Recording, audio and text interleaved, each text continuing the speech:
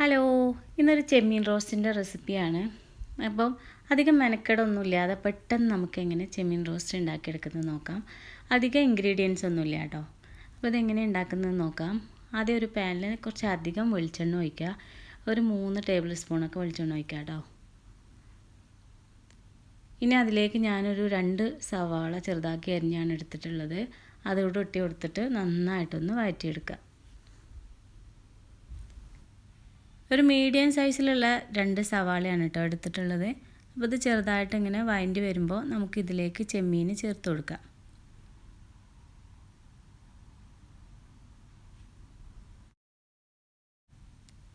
ചെമ്മീൻ ചേർത്ത് കൊടുത്തതിന് ശേഷം നമ്മളതിങ്ങനെ ചെറുതായിട്ട് ഇളക്കി കൊടുക്കുക. അപ്പോൾ അതിൽ നിന്ന് വെള്ളമൊക്കെ ഇങ്ങനെ ഇറങ്ങി വരും. അപ്പോൾ അതൊന്ന് ചെറുതായിട്ട് വറ്റിച്ചെടുക്കുക. അപ്പോൾ നന്നായിട്ട് വെള്ളമൊന്നും വറ്റി കിട്ടില്ല, എന്നാലും കുറച്ചൊക്കെ വെള്ളം വറ്റുമ്പോൾ നമുക്കതിലേക്ക് ഇഞ്ചിയും വെളുത്തുള്ളി ചതച്ച് ചേർത്ത് കൊടുക്കാം. അപ്പോൾ ഇതിൻ്റെ കൂടെ തന്നെ നമ്മൾ സവാളയും നന്നായിട്ടൊന്ന് വെന്ത് കിട്ടും ഈ വെള്ളത്തിൽ കിടന്നിട്ട്. അപ്പോൾ അത് ചെറുതായിട്ടൊന്ന് വറ്റിയെടുത്തിട്ടുണ്ട്. ഇനി ഇതിലേക്ക് ഇഞ്ചിയും വെളുത്തുള്ളിയും ചേർത്ത് കൊടുക്കുക.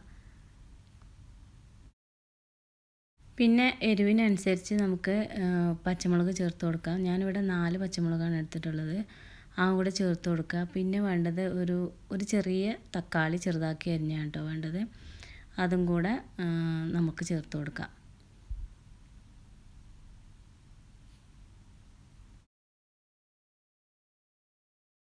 അപ്പോൾ തക്കാളി ചേർത്ത് കൊടുത്തതിന് ശേഷം ഇനി നമുക്കതൊന്ന് മിക്സ് ചെയ്തതിന് ശേഷം മസാലപ്പൊടികൾ ചേർത്ത് കൊടുക്കുക. നമ്മളിവിടെ മല്ലിപ്പൊടി, ഗരം മസാല അങ്ങനത്തെ ഒന്നും ചേർത്ത് കൊടുക്കുന്നില്ല. വെറും മുളക് പൊടി, മഞ്ഞൾപ്പൊടി മാത്രമേ ചേർത്ത് കൊടുക്കുന്നുള്ളൂ കേട്ടോ. അപ്പോൾ മഞ്ഞൾപ്പൊടി ചേർത്ത് കൊടുക്കുക. ഒരു 2 ടേബിൾ സ്പൂൺ മുളക് പൊടി ചേർത്ത് കൊടുക്കുക. ഞാനിവിടെ കാശ്മീരി ചില്ലി പൗഡറാണ് കേട്ടോ എടുത്തിട്ടുള്ളത്. അതുകൂടെ ചേർത്ത് കൊടുത്തിട്ട് നന്നായിട്ടൊന്ന് മിക്സ് ചെയ്തെടുക്കുക. ആവശ്യത്തിനുള്ള ഉപ്പ് കൂടെ ചേർത്ത് കൊടുക്കുക. അപ്പോൾ നമ്മൾ മസാലയും റെഡിയായി. ഇതിലേക്കുള്ള എല്ലാ ഇൻഗ്രീഡിയൻസും നമ്മളിപ്പോൾ ചേർത്ത് കൊടുത്തു കേട്ടോ. ഇനി ഇത് നന്നായിട്ട് മിക്സ് ചെയ്തതിന് ശേഷം നമുക്ക് ഇതിലേക്ക് കറിവേപ്പിൻ്റെ ഇലയൊക്കെ ചേർത്ത് കൊടുത്തിട്ട് ഇത് അടച്ച് വെച്ചിട്ട് വേവിച്ചെടുക്കാം. ഒരു 10-20 മിനിറ്റ് വേവിച്ചെടുക്കുക.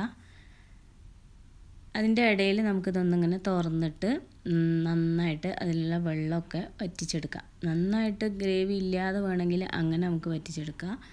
അല്ലെങ്കിൽ കുറച്ച് ഗ്രേവിയോടെ വേണമെങ്കിൽ അങ്ങനെയും ആക്കാം. അപ്പോൾ അതിനനുസരിച്ച് നമുക്ക് ഇതിൻ്റെ മൂടി തുറന്ന് വെച്ചിട്ട് വേവിച്ചെടുക്കാം. അപ്പോൾ ഇത് സിമ്പിൾ റെസിപ്പി അല്ലേ. അപ്പോൾ എല്ലാവരും ട്രൈ ചെയ്ത് നോക്കുക കേട്ടോ. നല്ല ടേസ്റ്റാണ്. നമുക്ക് ചപ്പാത്തിയുടെ കൂടെയും ചോറിൻ്റെ കൂടെയും അപ്പത്തിൻ്റെ കൂടെയൊക്കെ നന്നായിട്ട് കഴിക്കാം. നല്ല ടേസ്റ്റിയുള്ള റെസിപ്പിയാണ്. എല്ലാവരും ട്രൈ ചെയ്ത് നോക്കുക. അപ്പോൾ ഇങ്ങനെ വീണ്ടും ചെറിയ സിമ്പിളായിട്ടുള്ള റെസിപ്പികളും വ്ളോഗും ആയിട്ട് നമുക്ക് വീണ്ടും കാണാം.